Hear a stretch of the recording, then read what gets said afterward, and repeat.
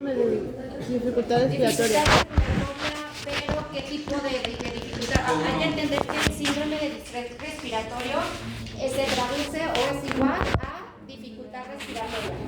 La dificultad respiratoria se puede dar por muchísimas etiologías o patologías, ¿okay? Estas van a depender de las características que se tengan como factores que se predispongan a esta dificultad respiratoria y a recibir el nombre. Entonces, la clase pasada vimos síndrome de distrés respiratorio, dificultad respiratoria asociada a exactamente, y esa se clasifica como tipo 1, exactamente. Entonces, ¿me puedes decir las características muy generales por las que tú podrías identificar un caso clínico característico de un síndrome de distrés respiratorio tipo 1 o enfermedad hialina o falta de surfactante? Bueno, se caracteriza porque empeora y en las primeras 48 a 72 horas de vida va adquiriendo como más gravedad. Ok, Y después mejora. Algo más característico. Va a tener dificultad respiratoria. Sabemos que la escala de Silverman nos va a evaluar el grado de dificultad respiratoria, que el grado de dificultad respiratoria no me está asociando a la patología que me lo está dando. Sí podríamos tenerlo, pero esto, o sea, es decir, una deficiencia de factor tensoactivo o de factor surfactante me puede dar un distrés respiratorio leve, moderado o grave, y esto va a estar relacionado con las características clínicas que me den. Hasta ahí vamos bien, ¿ok? Pero ¿cuáles son las características ajenas, o sea, un poquito más que me van a objetivar que estoy hablando de membrana hialina y no de taquipnea transitoria del recién nacido o de otra patología, sepsis o cualquier otra cosa que me pueda dar dificultad respiratoria? La respiración para adultos. La diuresis. No, que sea prematuro, exactamente, esa es una. ¿Cuál es la otra? Esos son factores de riesgo que me pueden predisponer, sí, pero no. O sea, eso lo puedes tener también en una taquipnea transitoria del recién nacido. Entonces, punto número 1 y clave, que el niño sea prematuro. Va a ser muchísimo más probable que el niño tenga distrés respiratorio por falta de surfactante, porque no tiene surfactante. Y esto se da normalmente en los niños prematuros, ¿ok? Dijimos que el 30%, bueno, un poquito, es en la mayoría, pero un porcentaje pequeño puede ser un recién nacido de término, ¿ok? No siempre, pero ustedes quédense con lo más común. Lo más común va a ser un niño que sea prematuro y que tenga datos de dificultad respiratoria y que pueda ser progresiva, que empiece con un poquito, pero como que no se adapta y en lugar de ir adaptándose al medio, va requiriendo más soporte de oxígeno. Esa es otra de las características, que si tú no le das el tratamiento que es obligatorio para un niño que tiene deficiencia de surfactante, no va a mejorar o difícilmente va a mejorar. ¿Y cuál es este tratamiento? Inicial, oxígeno como inicial y igual el surfactante.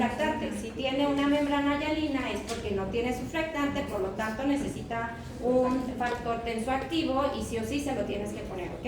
Hablábamos también de las semanas de gestación que tuviese el niño, ¿no? Entonces esto es muy individualizado de acuerdo al niño, pero en general niños de 34 semanas hacia arriba me pueden evolucionar de una manera más favorable que niños menores de 34 semanas y sí o sí va a necesitar factor tensoactivo, ¿vale? Entonces con esto quédense y vamos a la siguiente. La taquipnea transitoria del recién nacido. ¿Alguien me puede decir, Belia, dime qué características tendría entonces un síndrome de distrés respiratorio por una taquipnea transitoria del recién nacido? O en otras palabras, ¿cómo es la taquipnea transitoria del recién nacido? Sí podría ser, pero eso también lo puede tener el síndrome de distrés respiratorio tipo 1, ¿no?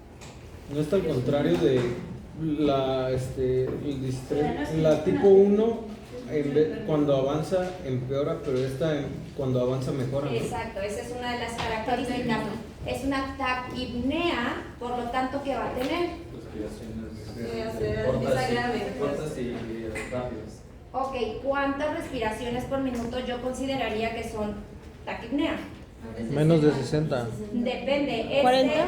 La taquipnea más de 60 me está hablando de una dificultad respiratoria grave. Y 40. otra de las características que tiene esta patología es que no es grave. Normalmente tiene una característica de ser una dificultad respiratoria leve. Punto número 2. Entonces, es algo que conforme va pasando el tiempo tiende a mejorar. 2. Es algo que normalmente cuando se tiene la dificultad respiratoria tiende a ser algo leve. Punto número 3, ¿cuál sería? Es a término. Es un niño de término, justo. Este es algo súper importante. Se da principalmente en niños recién nacidos de término. Punto número 4. ¿Cuál sería el factor más predisponente para que tu hijo de término tenga taquipnea transitoria de lesiones? Exactamente, la cesárea, porque aquí nos vamos a ir a la fisiopatología. Que entonces, ¿cuál sería, González, la fisiopatología de una taquipnea transitoria del recién nacido? Si te estoy diciendo que es un niño de término, que es un niño que normalmente es una dificultad respiratoria pero es leve, que tiende a mejorar con las horas y que cuando tú tienes una cesárea tienes más predisposición a que te dé esta patología. ¿Cuál sería la fisiopatología que te engranará así de que, bueno, entonces si va mejorando y es por cesárea, entonces yo pienso que en mis pulmones algo está pasando diferente, que sería la fisiopatología? ¿Qué pensarías tú que es? El que no faltó pasar por el canal uterino. Pero, ¿qué ventajas te da pasar por el canal uterino? Porque al momento de que están haciendo las contracciones se va liberando el líquido de los pulmones. Ajá, ¿a ustedes que estaban con las manos levantadas? Es porque se retrasa la absorción del... Exactamente. El líquido que está en el pulmón. Del líquido alveolar, produciendo un edema entonces pulmonar. Tienes un edema pulmonar transitorio. ¿Por qué? Hablábamos de que porque era diferente la reanimación neonatal en un adulto con respecto a un recién nacido, y hablamos un poquito de esto de la circulación, de que los pulmones están llenos, de que cómo se tiene que ir quitando esa agua que está en los pulmones y sustituyéndose gradualmente pues por el oxígeno, ¿no? Entonces, si nosotros no tenemos esta producción de catecolaminas, nos van a reducir esta como intercambio entre oxígeno y aire y los pulmones van a estar menos preparados para que tenga una buena adaptación al medio en cuanto nacen, ¿va? Entonces, siguiendo esto, es nada más resumido. Entonces, vamos a tener que, primero, es un proceso, una infección, o sea, no piensen que su dificultad respiratoria va a ser porque tiene algún proceso de infección, ¿ok? En segundo, es algo benigno, entonces en teoría es transitorio y normalmente se dan en niños de término o muy cercanos al término. Normalmente estamos hablando de niños mayores de 35 semanas de gestación que ya están como con muchas características que, a pesar que por ser de pretérmino por semanas de gestación, en madurez ya hay muy poca diferencia entre la madurez que tiene un niño de 36 semanas a uno que tiene 38 o 39. Claro, sí hay diferencias, pero ya no van a ser tan marcadas como un niño de 28 semanas, de 32 semanas. ¿Me doy a entender? Entonces, por eso es que te dice que es pues normalmente de término o cercano a esto, ¿ok? Aquí es otro punto clave. La frecuencia respiratoria sí es una característica, por eso es una taquipnea. Tiene que ser mayor de 40 respiraciones por minuto, pero menor de 60 respiraciones por minuto, porque si me tuviera yo una frecuencia respiratoria mayor de 60 respiraciones por minuto, me estaría hablando de, por sí sola, una dificultad respiratoria de moderada a grave, y muy probablemente estaríamos hablando de una etiología diferente, ¿ok? No iría de acuerdo con las características clásicas de una taquipnea transitoria, ¿va? Otra de las características que ya hablamos es que normalmente tiende a ser transitoria y no te dura más de 72 horas, ¿ok? Entonces, ¿cuáles son los factores predisponentes?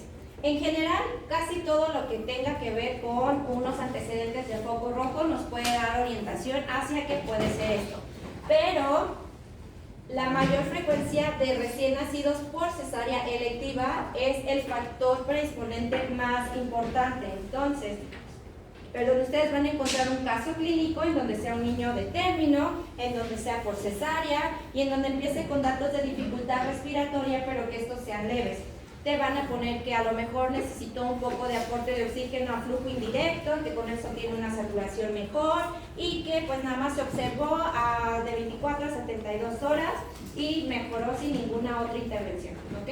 O inclusive en las primeras 8 horas, ¿sale? Así es normalmente cómo evolucionan ellos. Entonces, otro de los antecedentes, como ya también lo vimos en reanimación neonatal y todo, vamos a tener siempre antecedentes binomio, siempre antecedentes maternos y siempre antecedentes de bebé, y el otro son antecedentes durante el parto, ¿ok? En este caso, el factor predisponente más importante, ¿en qué grupo quedaría? Durante el parto, exactamente. Entonces, este es un esquema súper rapidísimo en donde vamos a ver la fisiopatología. Vamos a tener a un recién nacido de término, en donde vamos a tener un cuadro clínico de taquipnea, porque es su característica inicial, pero vamos a tener otros síntomas de dificultad respiratoria, pero estas van a ser leves, por ejemplo, una retracción subcostal o algún otro de los puntos que la escala de Silverman evalúe. Entonces, Lagunas, ¿cuáles son los datos o los puntos que tú evaluarás en una escala de Silverman? ¿Qué es lo que tú vas a observar o calificar? El aleteo nasal, cianosis peribucal. No. Acuérdate, vas de arriba hacia abajo y una sí es aleteo nasal. ¿Qué más? Quejido. ¿Qué más? Reacción psicoidea. Tiraje intercostal. Psicoidea. Disociación toracoabdominal. Disociación toracoabdominal. Les falta una. Retracción psicoidea. No, la psicoidea. Disociación, la aleteo nasal. Tiraje intercostal. No, y algo que escuchas con el esteto. Entonces, pues va a ir de 0, 1 y 2. Ya saben que entre menor puntaje tenga esta escala, mejor es su respuesta respiratoria. Entre más puntaje tenga, peor es su puntaje, su respuesta respiratoria, o peor son los síntomas que tiene respiratorios. Entonces, ¿cuál es el puntaje menor que vas a obtener en una escala de Silverman? ¿Cuál es el puntaje mayor que puedes obtener en un Silverman? 5. No. Si son 5 y cada uno vale 2 puntos, 10. Ok, y entonces, ¿a qué nos referimos cuando decimos tú Silverman de 3? Leve. Primero, ¿en qué tiempo lo estamos evaluando? ¿Cuándo se evalúa la escala de Silverman? Los primeros 15 minutos, 5 minutos. Igual que la del APGAR. 5, 10 y 15. A los 5 5 a los al 10. primer minuto y a Al los primer 5. minuto y al 5 minutos. No puedes evaluar estos síntomas hasta los 5 minutos, cuando tu minuto de oro pues es los primeros 60 segundos de que tú obtienes al bebé, ¿no? Entonces estás haciendo todo, estimulas, calientas, secas, posicionas, si es necesario aspirar secreciones, vas viendo la frecuencia cardíaca y vas checando obviamente todas estas sintomatologías, tanto escala de APGAR como escala de Silverman, ¿va? Y eso te va a ir empezando a identificar, necesito que me pongan flujo indirecto, y vas a ir haciendo todas las maniobras y vas a ir viendo cómo reacciona tu bebé. A los primeros 5 minutos de vida tú ya tuviste que haber determinado si tu bebé va a necesitar alguna maniobra extra como casquito, punta, CPAP, intubación, o se va con la mamá.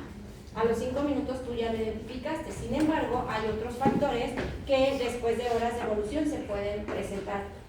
¿Qué tipo de dificultad respiratoria podría ser 2 días después de nacido? ¿Secundaria? Secundaria, ¿qué? ¿La neumonía qué es? Pues por la aspiración, ¿no?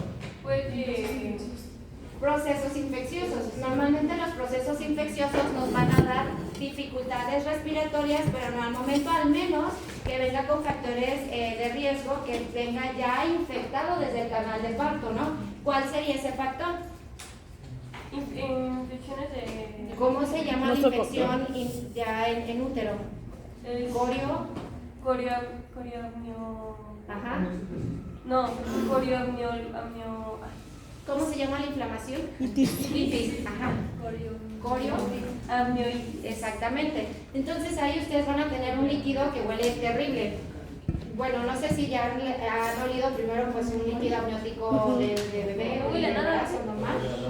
Bueno, pues primero tenemos que identificar que es un olor normal de un líquido amniótico y cuál es el olor pues de infección del líquido amniótico para nosotros determinar que a lo mejor este niño tiene factores de riesgo. Ya nos estamos cambiando de tema, pero en general la ruptura prematura de membranas es un foco directo para infecciones de vías intrauterinas antes de que el bebé nazca, que ya nazca con alguna infección y nos va a dar un pobre pronóstico, ¿ok?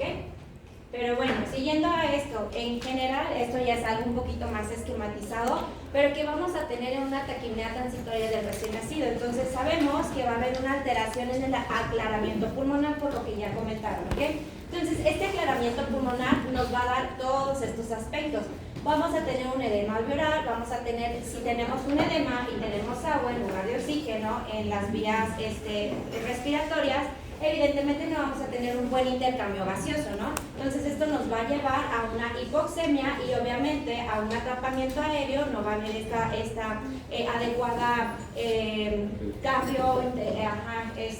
intercambio entre oxígeno y dióxido de carbono, y esto a su vez pues también nos va a dar un colapso bronquial, y también obviamente todo esto que está hablándose química o fisiológicamente se nos va a traducir pues a una taquipnea compensatoria. Por eso es de que hay una taquipnea, porque lo que está haciendo es tratar de respirar más rápido para que el poquito oxígeno que entre pues me alcance a hacer poquita de este intercambio gaseoso, ¿no? Entre más aclaramiento pulmonar tengo, más espacio para intercambio gaseoso, mis síntomas respiratorios van a ir disminuyendo. Entonces esto es el por qué va mejorando conforme pasan las horas. Si yo voy sacando gradualmente esta cantidad de agua que tengo en los pulmones, es obvio que entonces ya no voy a necesitar respirar muchas veces para que pueda hacer un buen intercambio, y a su vez tampoco voy a tener todos los demás otros síntomas, ¿no? El edema va a disminuir, ya no voy a tener tanta concentración de dióxido de carbono en sangre y vamos a tener una mejor respuesta al medio, ¿ok? Por eso es que el tratamiento, entonces, ¿cuál sería? ¿Cuál sería el tratamiento de este? ¿Cuál sería el tratamiento? Por todo lo que ya te dije, ¿cuál sería el tratamiento? Oxígeno. El oxígeno únicamente. ¿Por qué? Porque les vas a tratar de enriquecer el medio con oxígeno, o el medio tiene que ser más rico en oxígeno para que en pequeños litros o mililitros que le entren al pulmón tenga un poquito más de cantidad o de carga de oxígeno y que se pueda hacer un poquito más este intercambio gaseoso, ¿vale? Entonces, conclusión, lo que vamos a tener es una taquipnea, porque ya sabemos la fisiopatología de por qué pasa. Normalmente es algo benigno, autolimitado, no infeccioso y que mejora entre las 24 y 72 horas. La radiografía no tiene datos bien esclarecidos, como por ejemplo en una membrana hialina, que ¿cuáles son los síntomas o los datos radiológicos característicos de una membrana hialina? La orientalización de... Bueno, eso nos habla de dificultad respiratoria, pero algo más característico yo les Vidrio esmerilado. y ¿qué más? Retículo granular difuso. Exactamente, eso. ¿Vuelves a repetirlo en voz alta, por favor? Retículo granular difuso. El patrón retículo granular difuso, se le van a ver como puntilleos en todos los pulmones, desde apical hasta basal y en ambos, ¿vale? Eso es lo más característico. Obviamente esto del vidrio desmerilado, eso también es característico. Extra, vamos a tener esto del broncograma aéreo, de la orientalización de las costillitas y eso, porque eso no es característico de esa patología. Eso nos está hablando de que tenemos un problema a nivel pulmonar. El broncoaéreo, por ejemplo, aquí también se va a ver el broncograma y también se va a ver la orientalización, por ejemplo, y no es una membrana hialina, ¿ok? Entonces, sí lo tiene la patología de membrana hialina, pero no es patognomónico de esa patología, ¿vale? Entonces, de lo único que nos está hablando es de que tiene un problema en los pulmones. ¿Cuál? Saber, pero tiene un problema porque tiene estas características. Pero si yo ya encuentro una radiografía con este patrón difuso, reticular, en todos los pulmones, bueno, dices, pues es muy probable que este niño, por su radiografía, tenga membrana hialina, ¿vale? Ok, ¿alguna duda hasta aquí? Vamos a pasar con otro tema que es hiperbilirubinemia, con este y con el de los datos de un prematuro y su manejo. Vamos a terminar el bloque de neumonía, de neonatología. Del prematuro realmente vamos a ver muy poquito porque primero creo que no son temas como para que un médico de pregrado lo sepa, pero en general lo más característico se los voy a poner en unas cuantas diapositivas, ¿va? Nada más para que ustedes tengan un concepto de qué es, qué pronóstico tiene y qué sigue con él, ¿va?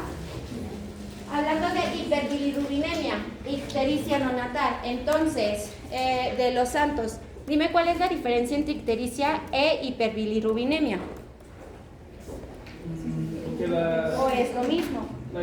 La ictericia se manifiesta ya en el cuerpo, ¿no? Es el color amarillento que se le da a la piel, a las conjuntivas cuando hay un aumento de bilirrubina. Entonces podrías traducir que eso es una manifestación clínica de hiperbilirubinemia. Exactamente. ¿Qué eso qué es?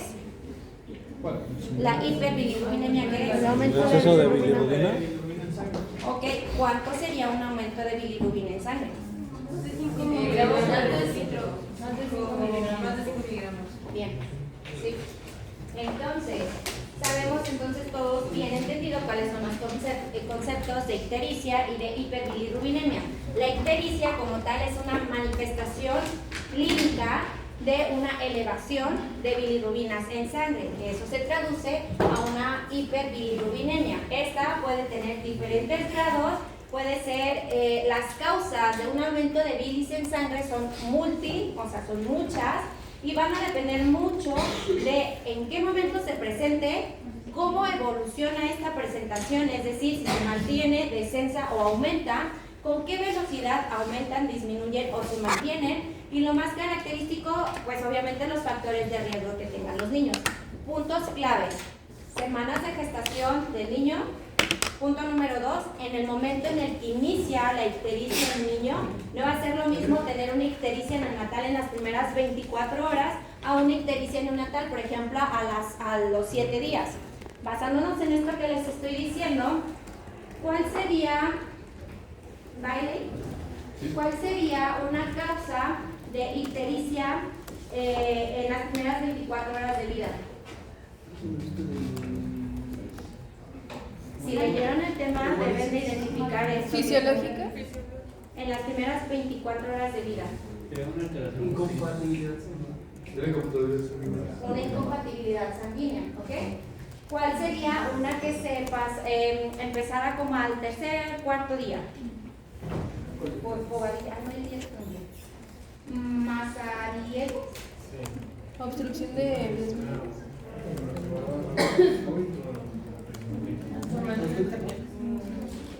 ¿Sabe? ¿Peñalosa?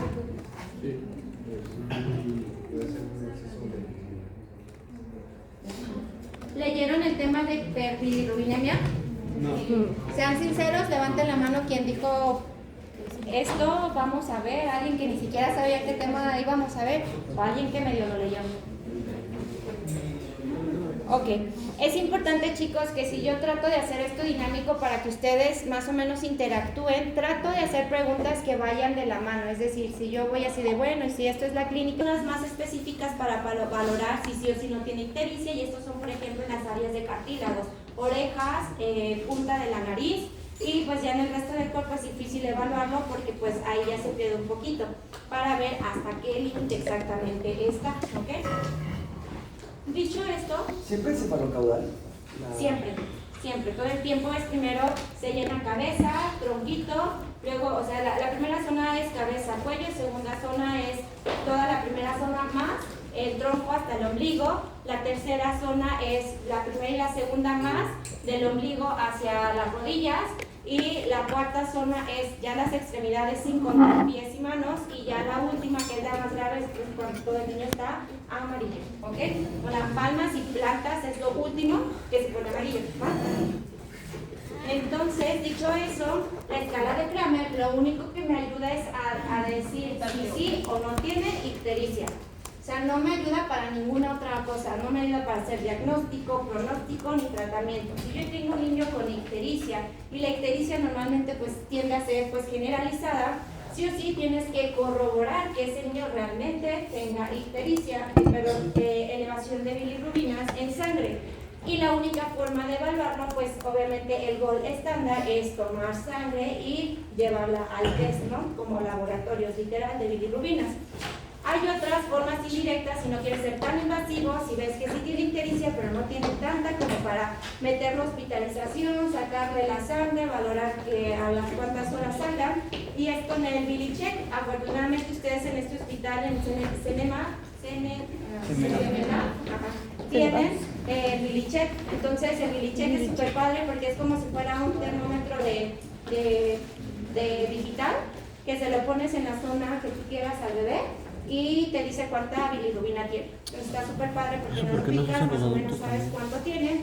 Que si tiene un error, depende de la marca, del aparato, si puede tener un error de más o menos 2, pero pues bueno, si te salen 6 en 7, pues si tiene más 2, no es algún criterio para ingreso o iniciar tratamiento con fototerapia o cualquier otra cosa, ¿ok? Doctora, ¿eso es para bebés? ¿Mande? ¿Eso es para bebés? La verdad es que desconozco si sí lo hacen para adulto, ahí sí te debería la situación aquí es que ellos, esto te mide la bilis que tienes en pie, entonces en teoría tendría que funcionar para cualquier piel. ¿Por qué los menores de 35 semanas? Porque la piel del bebé menor de 35 semanas interfiere por la calidad, porque es lisa, porque puede estar húmeda, etcétera, a que te dé una buena medición de la bilis real. Ajá, por eso te la piden, en que por lo menos la piel sea un poquito más madura. Y bueno, ¿qué pasa si tenemos bilirrubinas altas? Esta diapositiva es clave, ya se los he venido repitiendo en toda la exposición, pero lo importante es que ustedes chequen que cuando yo tengo una bilis alta, primero decir cuándo tengo una bilis alta, o sea, cuándo yo considero que mi bebé tiene una bilis alta, 7, 8, 15, 25, o sea, cuando yo digo, no manches, este niño, o sea, está mal, o no, o sea, sí las tiene altas, pero váyase a su casa, señora, ¿no? O sea, ¿cuándo hago eso? Más de 5 miligramos por decilitro. Va a depender mucho de las semanas de gestación, por eso primero las semanas de gestación nos ayudan para saber qué grado es el que esté indicado para iniciar fototerapia o exsanguinotransfusión o lo que se tenga que hacer para quitar esa cantidad de bilirrubina en sangre. Obviamente también va a depender mucho de si esta es en las primeras 24 horas, después de 24 horas y si esta es directa o indirecta, ¿ok? Sí. Entonces, en general, si yo tengo unas bilirrubinas altas, ¿qué estudios voy a solicitar? Lo primero, obviamente, pues son bilirrubinas en sangre, pero ya que estoy picando al niño y que quiero, pues tengo que descartar las probables causas que me puedan generar ictericia. Entonces, una de las causas que se puede ver por laboratorio podría ser descartar una incompatibilidad a grupo, a RH. Se puede descartar también que no tenga un proceso infeccioso por el cual tenga ictericia. Y también se puede identificar si no hay una destrucción masiva de eritrocitos. También se puede checar, obviamente, la composición, si esta es bilirrubina directa o indirecta, y esto a su vez me puede decir si es por obstrucción, por ejemplo, en el caso de los recién nacidos, más que obstrucción, ¿qué sería?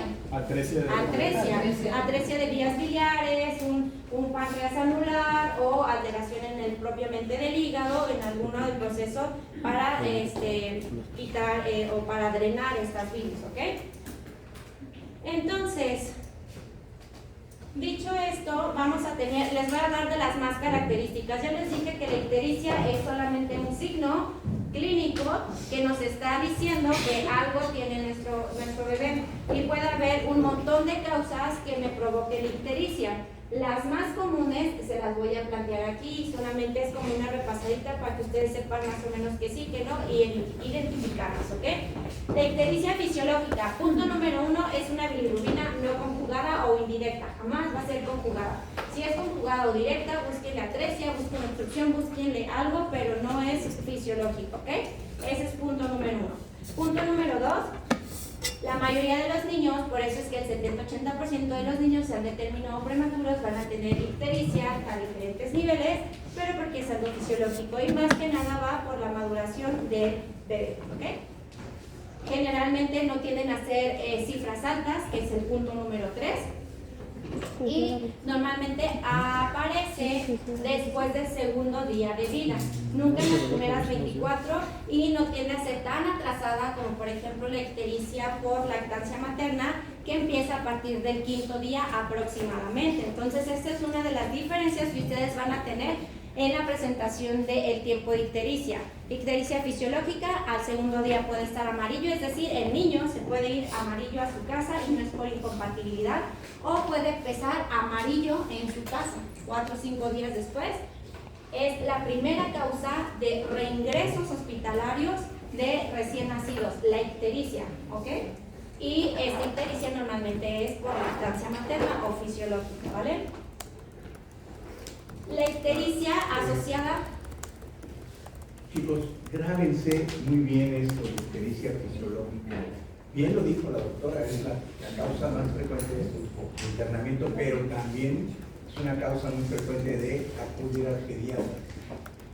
¿Por qué? Porque el tesoro de la casa, que ya saben que es el papá, bueno, es el niño, se puso amarillo y el tesoro de la casa uno lo empieza, lo idealiza desde antes de que nazca. Va a ser el más guapo, el más apuesto, el mejor, el más lindo, el más todo. Y ese tesoro de pronto se pone amarillo. Y la pregunta es ¿por qué se pone amarillo? Entonces eso hace que acudan a revisión con el pediatra. Es de lo más frecuente. Acuérdense, ictericia después de 24 horas, de 48 horas, una de las causas más frecuentes fisiológicas. Ya, así, sencillito. ¿Okay? Y ahorita la doctora dice qué van a hacer en ese caso. Entonces, en ¿qué tratamiento sería? Los baños Baño de sol probablemente, pero pues, ¿de qué me sirve el baño de sol? Para que se De la vitamina. No, para que los eritrocitos se... No, es lo que dice su compañera Pacheco. ¿Puedes decirlo en voz alta? Vuelven la bilirrubina en bilirrubina y hace que sea es hidrosoluble, me parece, y ya se puede desechar más rápido.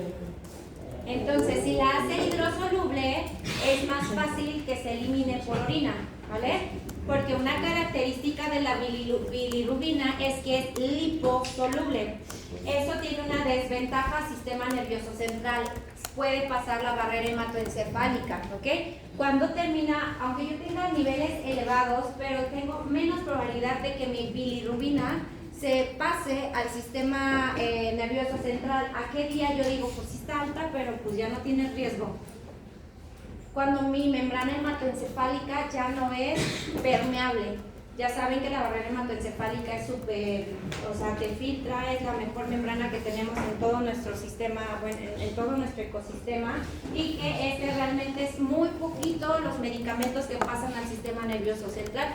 Tiene un montón de características para proteger a nuestro sistema nervioso central, ¿vale? Una de estas es que esta, cuando tiene más o menos 7 días de vida el bebé, se cierra por completo y es impermeable a las bilirrubinas. Entonces esto es un buen punto para decir, tienes 20, pero ya tienes 15 días. Si tienes factor de que algo te pase, pero ya es muchísimo menos probable porque ya está mi sistema nervioso hasta cierto punto protegido por la membrana hematoencefálica, o la cantidad de bilirrubina que me va a pasar al sistema nervioso central va a ser menor que la que me iba a pasar cuando esta estaba permeable, ¿va? Por eso es que tienen encefalopatía hepática, los de cirrosis, los que tienen pues estas alteraciones de bilirrubinas muy altas. O sea, claro que se puede dañar el sistema nervioso central, pero ya es con menos probabilidad, ¿vale? Entonces, dicho esto, el tratamiento es ambulatorio, observar y que descartemos que esta ictericia pues no vaya a ser por alguna otra patología, para decir es fisiológica, ¿va? ¿En qué momento es liposoluble? La bilirrubina Cuando es se liposoluble, pone a ¿no? la luz, se vuelve hidrosoluble. O sea, sea, la bilirrubina toda la vida es liposoluble. O sea, mientras ella se llame bilirrubina, es liposoluble. Indirecta. Pues normalmente estamos hablando de las dos, indirecta y directa, son liposolubles. La bilirrubina es más hidrosoluble, se vuelve más fácil de que se elimine. Entonces, aparte de que ¿cuántos días yo puedo decir? No, 7 días. 7 días. A los 7-10 días la membrana hematoencefálica es menos permeable a las bilirrubinas. Sin embargo, va a depender mucho de la cantidad de bilirrubinas que tengas, porque era el ejemplo que les ponía. O sea, no es que ya no le vaya a pasar nada, es que hay menos probabilidad de que se dañe el cerebro, como se daña cuando está más permeable, que son en la primera semanita de vida, ¿ok? Les ponía el ejemplo de los que son cirróticos y que desarrollan encefalopatía hepática, ¿no? Pues dirán, pues ya tiene 30 y quién sabe cuántos años, y pues ¿por qué no? Por esta cuestión, pues así pasa, pero ya en menos cantidad. Y si pueden afectar el sistema nervioso, sí, pero normalmente lo que hacen es inflamar, hacerlo de sus toxinas y hacer todo su despapalle, pero se revierte esta cantidad, se bajan estos y las personas muy difícilmente tienen complicaciones o daños irreversibles. ¿En los prematuros también se cierra esa misma fecha? Tienes que hacer la edad corregida. Entonces, Ay. más o menos tú a tus... Yo tenía una duda de la fórmula de la edad corregida. Es que decía que la edad corregida era igual a la edad gestacional menos no sé qué otras cositas, pero la edad gestacional se pone en semanas, en días o cómo se pone, cómo numeras la edad gestacional, porque vi la fórmula pero no decía el libro. La edad gestacional, ¿cómo lo pones para Ajá, en unidades, cuando lo es haces. que es de acuerdo a la edad que el niño tenga, si está apto para ponerlo, o sea, lo puedes poner en disminución en días, en semanas.